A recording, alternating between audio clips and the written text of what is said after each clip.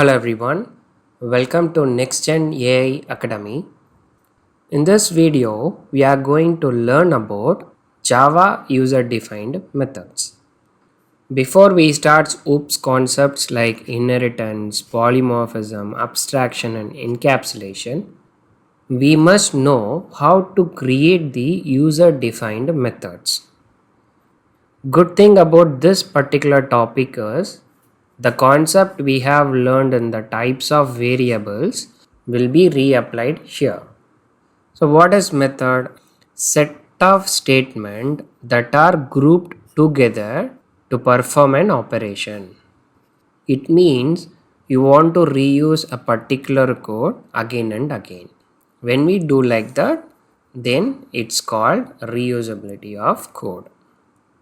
Then the Java methods are classified into two types. One is predefined or built-in methods and next one is user-defined methods.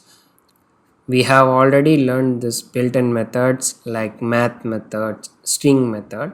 These are all the method which was provided by the Java. Same way, we will have our own requirement. Some piece of code needs to be executed again and again. For that, we will be creating the user-defined methods. And when we talk about the usage, of course, code reusability, then easy maintenance and readability. You will get more clarity about these 2 points after code implementation. Let's focus on user-defined methods. User-defined methods are divided into two types. The first one is instance method or non-static method and the second type is static method. Hope you remember the instance variable and static variable. The same concept, only we will be using it here. But to create the user defined method, we will have a different syntax. So when we talk about user defined method, it falls under two categories. The first category is method which returns the value, then method without returning the value. Let's start the code implementation. First, let's create class, the class name instance method and package name com.nextgenai dot user defined methods, public static void main finish. So this is a main method. We are going to create a user defined method. So some coders will create here, some of them will create in this position. It's up to you. I used to follow in this position. The first scenario, method which returns the value. Okay. Let's consider a scenario. You want to do the addition of two numbers, num1, num2. The formula for that is addition equal to n1 plus n2. It means this particular code we will be reusing again and again. We will be passing two input value and finally we will get output as add, and this is called method which returns the value because we need some output from that particular method. The same example we are going to code it. Before that, we must know that syntax for user defined method, access modifier. We have four types of access modifier that we will be learning during encapsulation. Then return type. For example, if you want to add two integer value, the return type will also be an integer. Then method name. After that, passing the argument. When you want to pass the argument, you have to mention the data type and a variable name. So this is the syntax. Based on this syntax, let's try to code addition of two numbers. Access modifier public. As of now, remember one point, public if we declare, it can be accessed within the class outside the class, outside the package. That's the advantage if we make public. Other modifiers, we will see that very soon. Then return type, it's going to be an integer. The method name, addition. Two arguments we are going to pass, int num1 comma int num2. Then curly braces. Here you can see an error. It is asking us to add the return statement. You can add it using the suggestion. If not, let's try to declare a variable result, and the formula is num1 plus num2. Then return result semicolon. Code implementation done. Let's try to execute this method and check whether this program is working or not. We already know one thing. In order to access the instance variable, we will create the object instance. Same way, in order to access the instance method, we have to create the object instance. For that, the syntax is class name object equal to new keyword class name constructor. Now I can directly access it, obj dot. Here you can see user defined method is displayed in this suggestion. I want to do the addition of 10 and 30 semicolon. In order to display that, it's always a good practice, declare to a variable and then print the output. Add. Let's execute. We have to get output as 40. You can see here the output is 40. Let's try to visualize this program. When we start execution, the main method will be executed first. What will happen is, we have already created the object instance. Then it will come here, object dot addition to value 10 and 30. When this line is executed, the flow will go to the user defined method.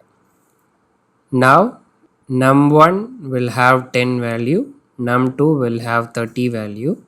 Then it will go inside this. Here the value will be substituted. In the result, 10 plus 30, 40 will be saved. And finally, it will return it. The result variable will contain the value 40. After that, it will come here and save it to the variable add. Then we are displaying the output. That's why you are getting the output as 40. Let's try to create one more user defined method. Subtraction of two numbers. Just guess what will be the syntax for this user defined method. Public integer method name subtraction, then two arguments num1 int num2.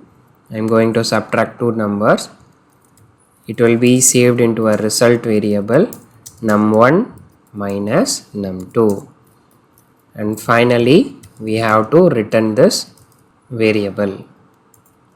We already created the object instance. You can check now, obj dot subtraction 50, first number, second number 30 semicolon. Let's try to declare it to a variable and then display the output.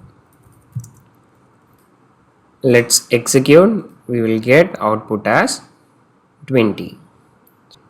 So addition of two numbers, 10 plus 30 equal to 40. Then subtraction of two number, 50 minus 30 equal to 20.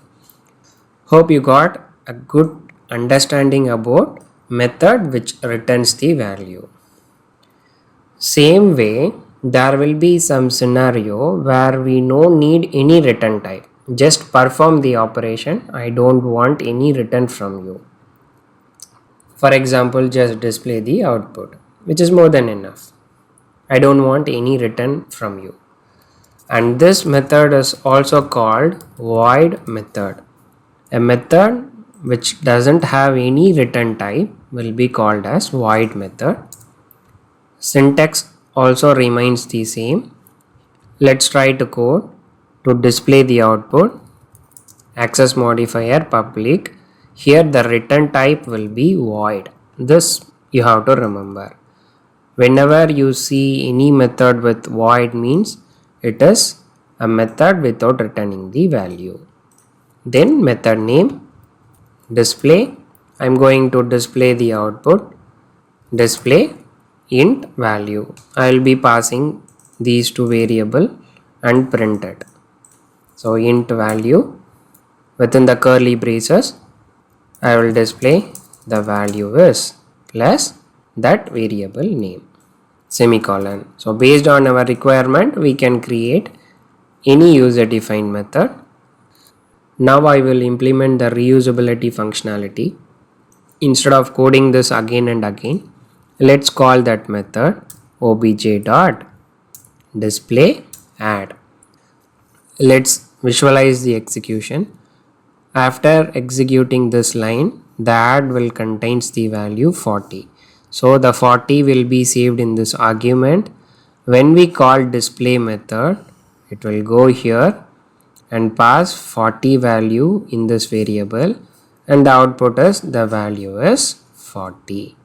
Same way, when you implement subtraction, the value is 20. This is how in the backend it will work. Obj.display subtraction. You can call this particular method n number of time.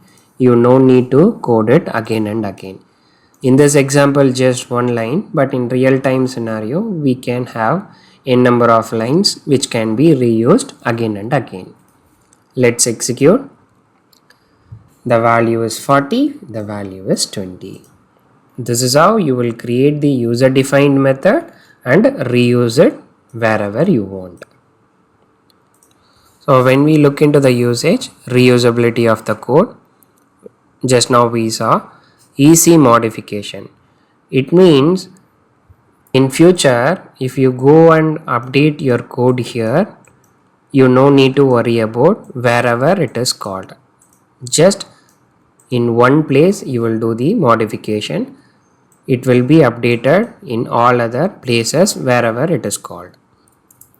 So that's called as easy modification and readability. It looks very easier to read rather than coding everything as a single main method. So that's about the use of both inbuilt and a user defined method. So we are completed the instance method.